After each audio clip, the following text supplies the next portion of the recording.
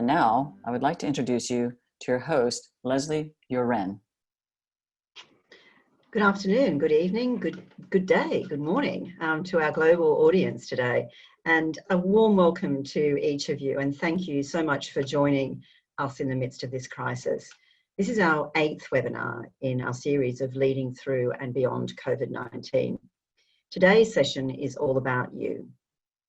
As we come to the end of what I'm sure has been another week of firsts for each of you, this webinar is a chance for you to stop, think and pause for about 30 minutes and reflect on your role in the current crisis and how you can continue to thrive personally in the coming weeks and months.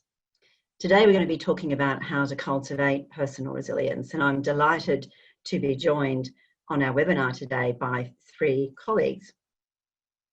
And those 3 colleagues are Cynthia Stuckey, James Bywater and Mandy Smithson. And together we'll bring a unique perspective on the subject that we're going to chat about today.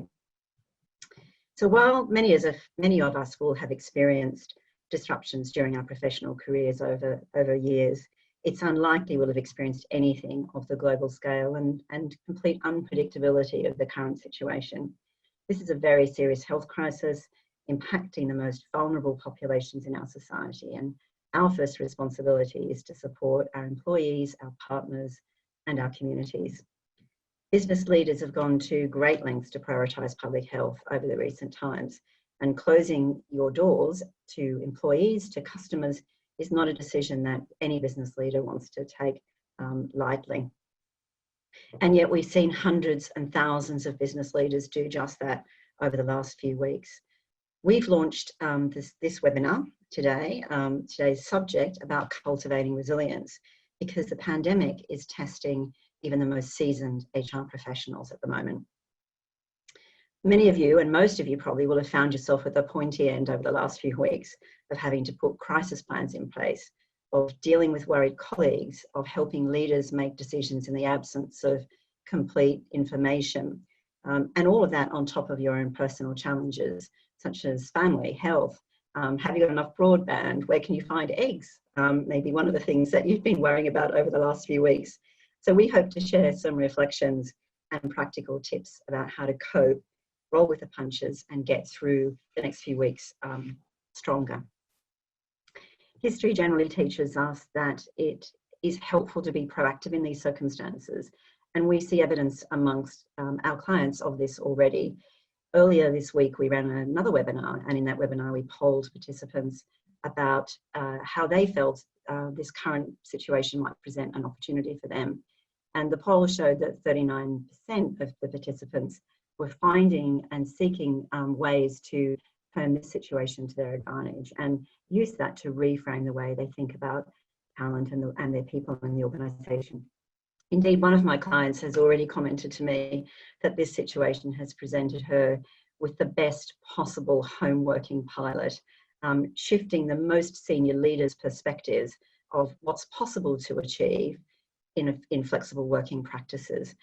Not the ideal circumstances for her pilot, but game-changing nevertheless. It's really helped change the leaders' perspectives on what is actually possible to work flexibly and keep the lights on at the same time. In the spirit of this webinar offering an opportunity for personal reflection, we thought we'd start with a short pause on the role of our function. So before the crisis hit, I think there were already signs that the HR profession was going to need ever-increasing reserves of resilience in the future. Indeed, the crisis seemed to have come right at an inflection point for the human resources function. Historically, human resources started out as a single issue function. That meant we had to deal with things like pay and rations, and our resilience was usually tested through having to deal with very challenging industrial relations environments. Now, for those of you who've been around long enough in the profession, and sadly that includes me, to remember the first big shift that occurred, we moved very much towards this philosophy of mutual benefit. And that philosophy took us into being human resources business partners. And the philosophy really has in its core the belief that the individual and the organisation exist together for mutual benefit. And we have to, it's a place of interdependence, and we have to work together to achieve individual and personal goals. Now, whilst companies are no longer able to operate entirely within their own bubble, until a few months ago, some of us had yet to experience the kind of large-scale external crisis that brings the external world crashing into our lives on a grand scale. During the second phase of our evolution as a function, some of our sectors had their resilience tested due to reputational crisis. So sectors like the oil and gas sector, financial services, a few years ago, the human resources colleagues in those functions found their resilience pushed to new limits as they were dealing with some absolutely extraordinary times and crises. Now, early signs have pointed to the need for human resources functions across all sectors, not just those that have experienced reputational crises in the past, to operate in a different way in the future. And this means moving beyond our company bubble to become part of a function that sees itself as integral to a wider ecosystem, to be part of our business, but at the same time, a little bit apart. This shift is being driven by the rise in social and environmental consciousness and the demand for businesses to be much more purpose-led. The emerging question is how can our function play a role in this wider ecosystem, shaping policy that will impact the world of work more generally, not just policies for our own business. Now, this current crisis brings this shift to the right on this slide here into increasingly sharp relief. More than ever before, we're at the front line as a function in helping our organisations understand our role in the broader ecosystem. We have to protect our people, we have to protect our firms, but national policy about work, about the future of work, and indeed how our businesses serve the community is being made on a daily basis in most of the markets that we're in. We have to interpret this policy as HR experts, apply it, and then manage the impact. Now, wouldn't it be better if we were actually alongside the policymakers instead of implementing their decisions? We're also at the front line in terms of employee wellbeing, not just their wellbeing at work, but also their wellbeing more generally. Now, before the crisis hit, we were already starting to see organisations begin to hire wellbeing officers inside their organisations, so people who are responsible for mental health, for pastoral care.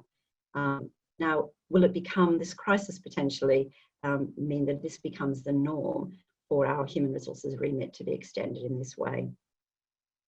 It might just be that this situation that we're facing now will accelerate our evolution towards a much more socially impactful profession with an even greater accountability for wellbeing and for purpose-led organisations. This is going to continue to test our resilience as a function. Now, this is all great stuff, and it's worth reflecting on in moments of calm that we might have amidst the current crisis, and it offers a longer-term, potentially appealing way through the crisis that we're dealing with. But for now, we all have to dig pretty deep, and we have to manage the to-do list in front of us.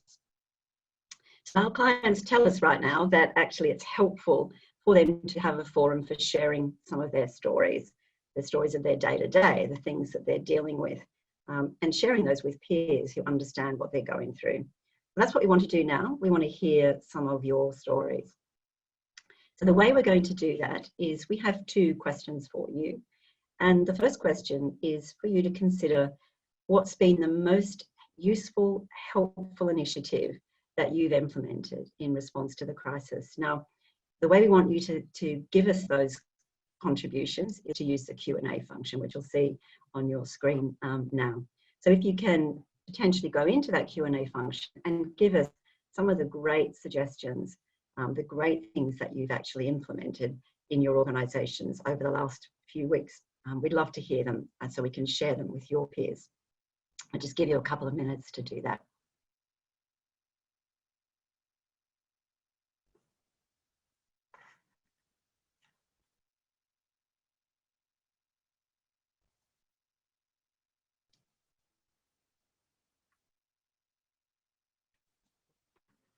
So we're hearing some really great suggestions here, things like virtual firesides, virtual daily sessions going on. We're hearing things such as virtual coffee moments, We've also heard from some of our clients ideas like virtual pub quizzes, send employees to work from home earlier than the government guided. That's a lovely suggestion in the spirit of looking after employee well-being. So really being on the front foot of trying to come up with those suggestions. Daily check-ins. I love seeing all the use. Yeah, Leslie, I love seeing the use of all the virtual, right? Happy hours and meetings and hangouts, and it's great. There's some terrific suggestions here. A mindfulness hour. Actually, one of our colleagues in Korn Ferry has started a yoga moment every Friday morning, a yoga moment, which we wonderful use of her never before understood skills. So I think some of those things are super. And we're going to collect these ideas and send them round to you after this conversation, because they're coming in thick and fast here. So lovely, 60. I think we've got now nearly 88 suggestions. So some great things here coming through that we can share with you. So thank you for that.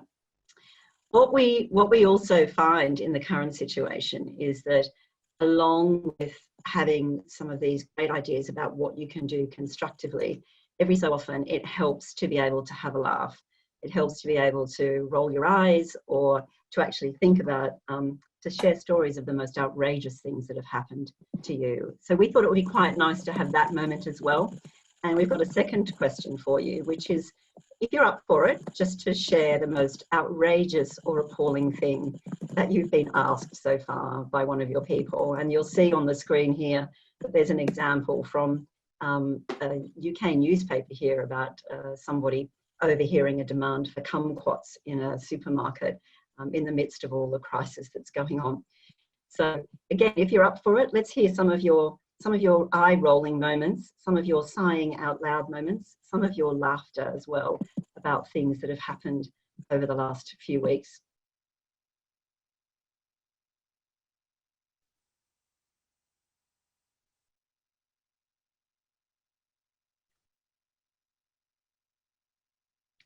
Do you have any toilet paper? What a great one. To stop pension contributions and pay them straight to the employee. Interesting one. Getting a meal allowance for working at home. I love that one. Where can I fly to this summer? That's a really good one. Actually, if you get an answer to that one, to the person who submitted that, please let me know. My kids, can we have friends over? Yeah, I've had the same thing, and my kids are not young. So that's a good one as well. Oh, someone who's been made redundant in November asking to be reinstated and furloughed. Even better, even better. Some of these are terrific, guys. It really helps to share some of these stories, I think. That's beauty. Yeah. So then we'll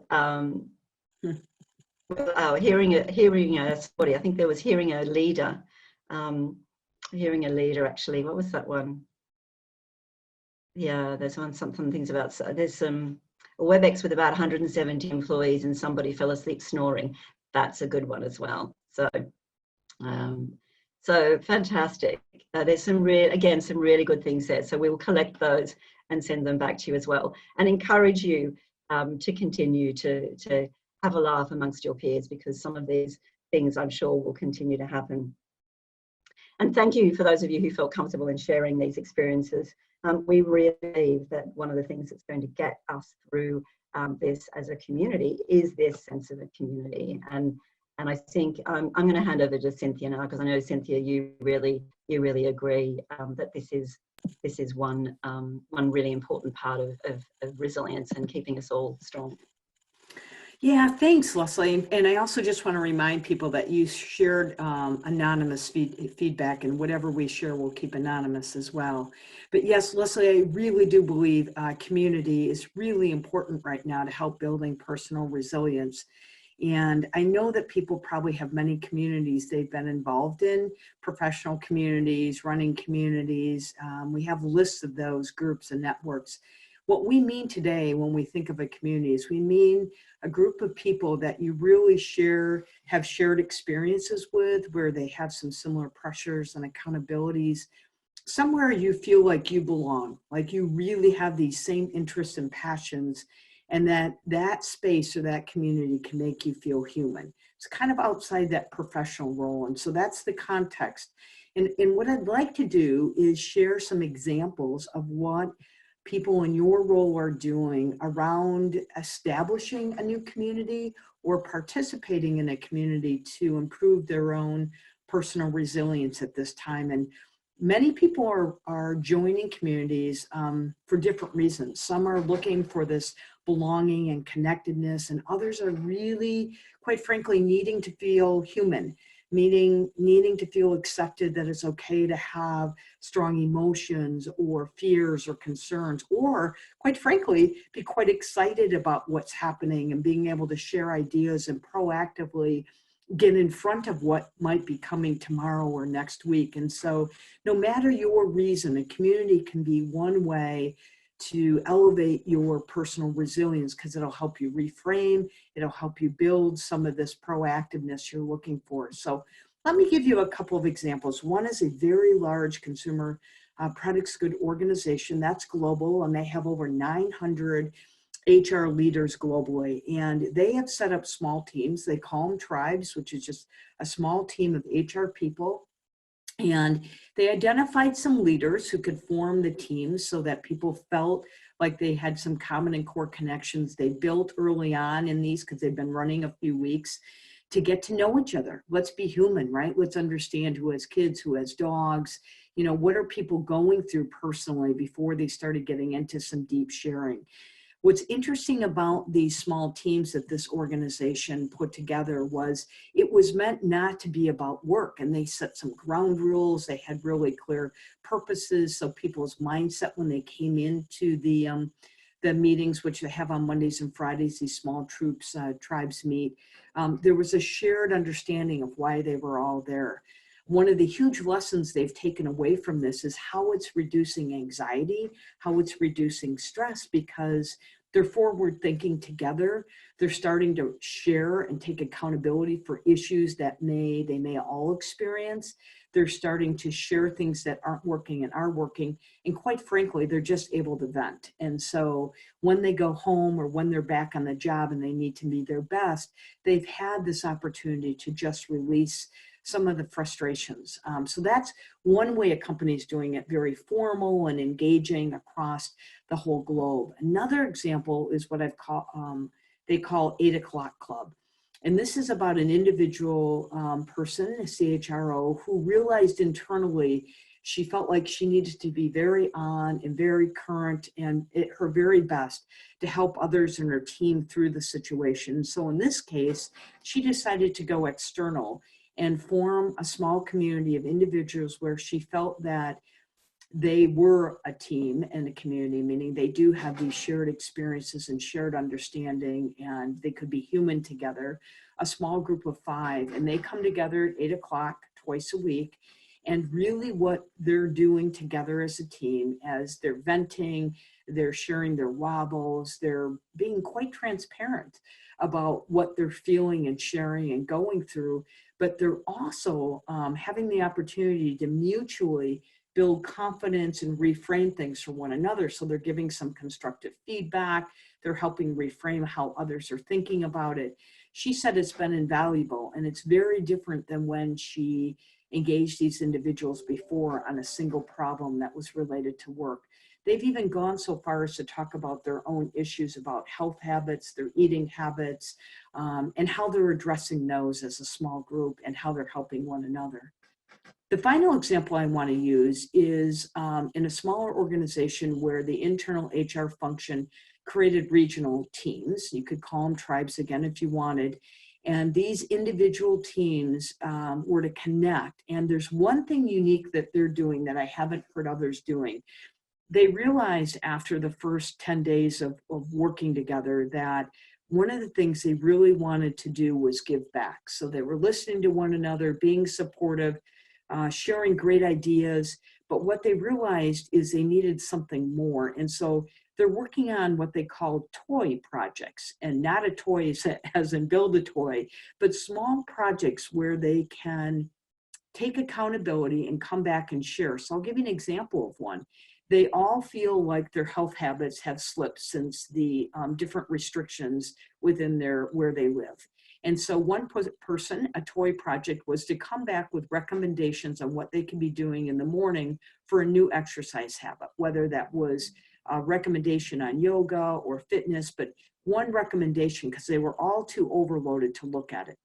Another toy project they did was all of them were facing challenges with the business unit employees they were dealing with to keep them motivated. So they went out and they looked for a software program called Bonusy.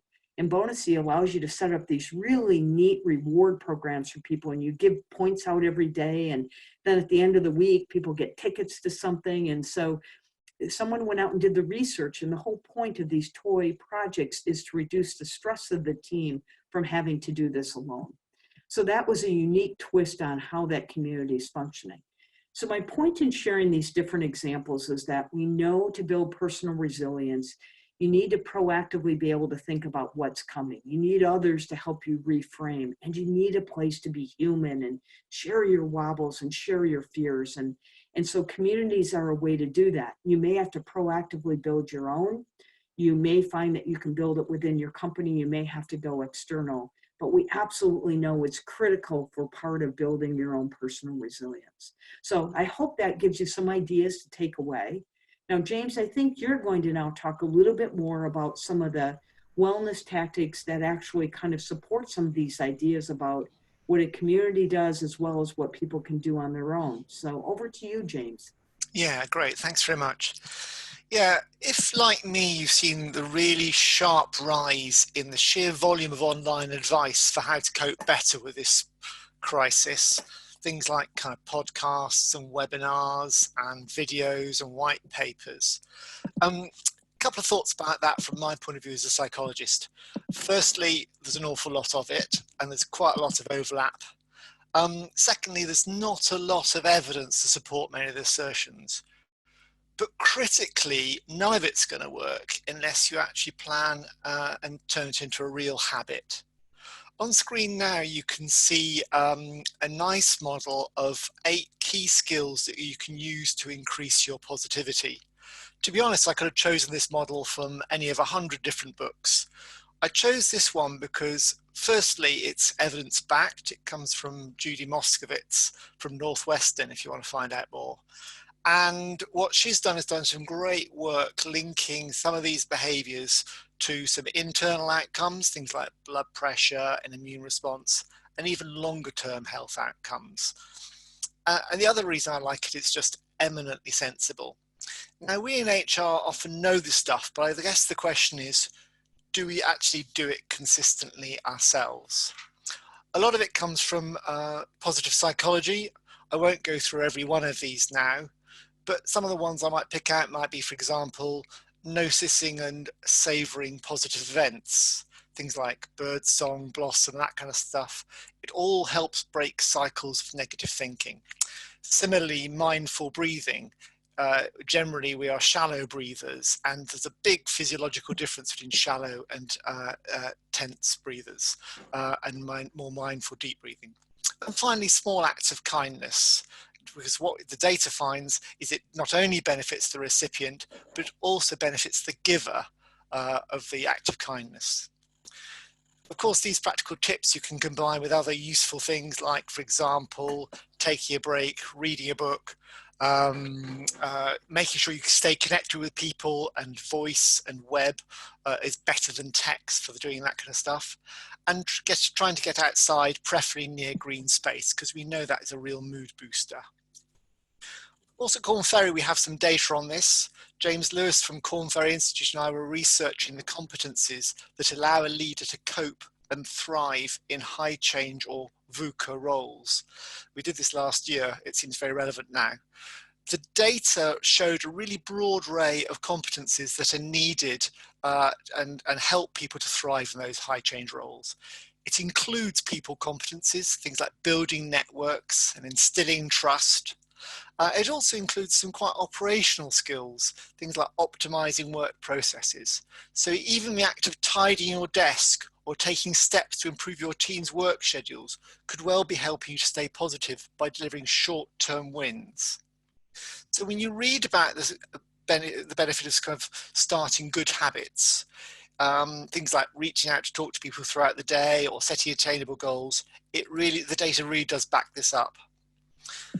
And James, just to think about this, and also for them, right, as individuals, as we were talking about the spirit of community, this is so critical for them to accept that they may need this as well, right? Support, helping not think negative, or the ability for the acts of kindness. Absolutely. So when my colleague Renata 5 minutes ago delivered a laptop to my door because my one broke just before the starting, you know, it's a massive benefit to me, and I hope that she feels good about it too. That we're able to kind of get through this together. It's a massive piece of collaboration. Yeah, absolutely. So for me, coping with this virus and its kind of consequences really may well be down to the habits that you're forming now. We're kind of 1 week in really, and it's really not too late. So this is your chance to work out what you want to be. We know that if you're still doing them at the end of week 2 or week 3, you'll be set for much, much longer. And we've heard lots of examples of this, things like online coffee mornings and pub quiz. The trick really is to keep them up. After the 2008 financial collapse, I spent a lot of my time when I was doing executive coaching reminding people of good habits that they had done in the past and had simply lost en route. I call these forgotten gems. They're things you like doing, you're probably quite good at them, and they really stimulate you. Yet it's much too easy to let them lapse. And clearly preventing that loss is a much better idea than trying to start afresh.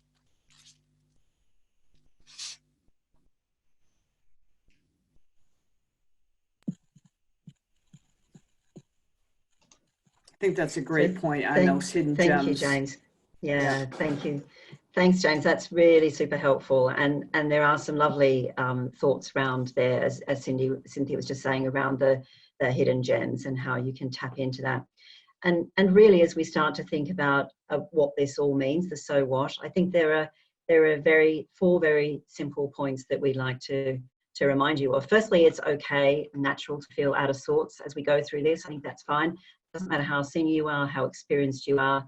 Remember that probably someone else is going through the same thing. So it's absolutely okay to feel out of sorts. There may be some opportunities that come out of this, and they could be at professional level for us to reframe what it means to be in human resources, at a business level to reframe what it means we can contribute to the community and to our people. And then at a deeply personal level, what does it mean for us and how we can start to show up in and through the crisis.